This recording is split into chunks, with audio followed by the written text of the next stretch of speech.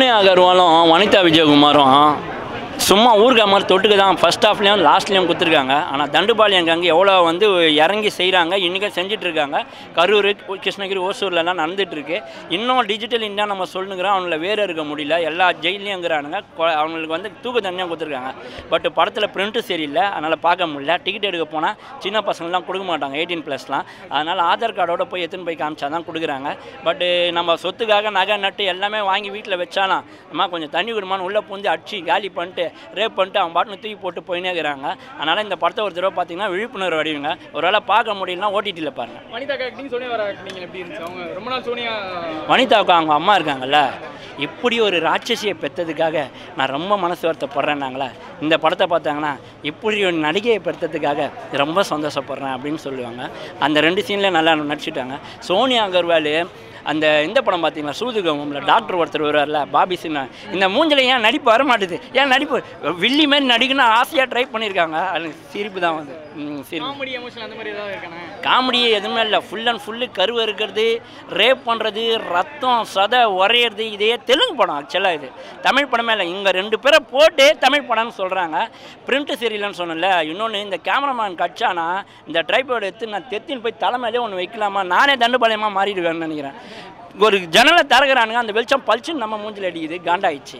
என்னடா கேமராமேன், சரி தெலுங்குன்னு நானுங்க கம்முன்னு விட்டேன். இங்கே பாரு ரத்தம் வருதானான்னு தெரில, அப்படி ஒரு மியூசிக் விட்டா.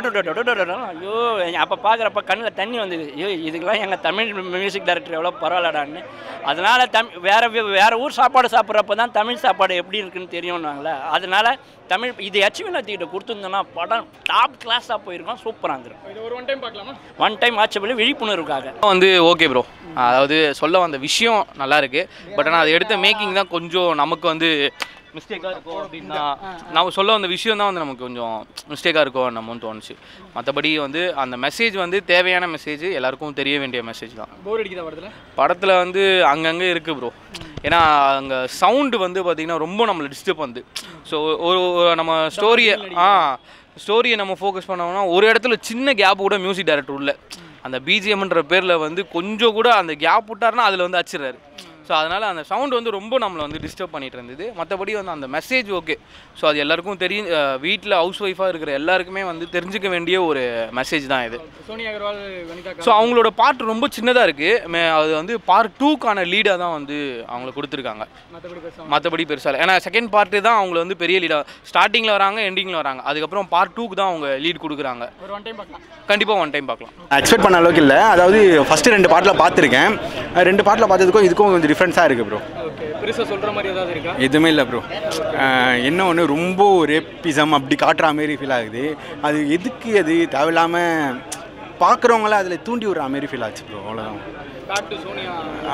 அவங்க எதுக்காக இந்த படத்தில் இருக்காங்கன்னு தெரியல. மேபி செகண்ட் பார்ட்டில் இவங்க 2 பேரும் ஃபுல்லாக கொண்டு போகிறாங்களோ என்னமோ தெரியல. ஏன்னா ஸ்டார்டிங் 10 நிமிஷம் வருவாங்க, ஒரு கொலை பண்ணுவாங்க. ஆனால் அந்த கொலை யாருன்னா அது ஒரு போலீஸ் ஆஃபீஸர். அவர் எதுக்காக கொலை பண்ணுறாங்கன்றத பேக்கில் அதுதான் ஒரு படம் ஃபுல்லாக போகும். லாஸ்ட்டில் திரும்பி வருவாங்க, அதோட முடிஞ்சிடும். இவ்வளோ தான் அந்த அவங்க 2 பேரும் இந்த போர்ஷனே. அவங்களுக்கு எதுக்காக படம் ஃபுல்லாக இருக்காமே ப்ரொமோட் பண்ணாங்கன்னு தெரியல. ஆக்டிங் பெர்ஃபார்மன்ஸ் எல்லாமே நல்லா இருக்குது. இன்னும் கொஞ்சம் இம்ப்ரூவ் பண்ணியிருக்கலாம். மற்றபடி பெருசாக அது இல்லை. கிளைமேக்ஸ் நம்ம அதில் பார்த்ததுக்கும் இதில் பார்த்தா நிறைய டிஃப்ரென்ஸ் இருக்குது. எனக்கு என்னவோ சாட்டிஸ்ஃபை ஆகிடல ப்ரோ. அவ்வளோ காமெடிலாம் ஒன்றுமே இல்லை. மியூசிக் வந்து ஓகே தான், கொஞ்சம் இன்ட்ரெஸ்ட்டாக கொண்டு போயிருக்காங்க. அவ்வளோதான். டைட்டில் ஏற்ற படமா இல்லை படம்? டைட்டிலுக்கு ஏற்ற படம் தான். ஏன்னா ஆல்ரெடி வந்திருக்குல்ல, அதனால இது தாராளமாக பார்க்கலாம், பார்க்குறது பிரச்சனை இல்லை. இன்னும் ஒன்று, இதை கொஞ்சம் குறைச்சிருந்தால் ஆடியன்ஸுக்கு அந்த உணர்வு தோண்டாமல் இருக்கும். மோஸ்ட்லி அது நம்மளே அது உள்ளே கொண்டு போகிற மாதிரி ஃபீல் ஆகுது, நம்மளே தப்பு பண்ணுற மாதிரி ஃபீல் ஆகுது. மூவி நல்லா இருக்கு. தண்டுபாளையம் நல்லா இருக்கு. ஒரு அவேர்னஸ் மூவி. வேறு என்ன விஷயம் பிடிச்சிருக்கு? லேடிஸோட அவேர்னஸ்க்காக எடுத்திருக்காங்க. ஈஸ்வரன் ஆக்ஷன் எனக்கு பிடிச்சிருக்கு. செகண்ட் ஹாஃபும் நல்லா இருக்கு. அந்த போலீஸ் கிரைம் எல்லாமே நல்லா இருக்கு.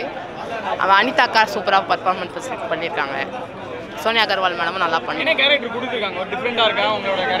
இல்லை, அதே தான். ஓவரால் வனிதா அக்கா வந்து ரவுடி மாதிரி. இல்லை, போர் அடிக்கல. நான் ஃபர்ஸ்ட்லேருந்து பார்த்துட்டு லாஸ்ட் வரைக்கும் பார்த்தேன்.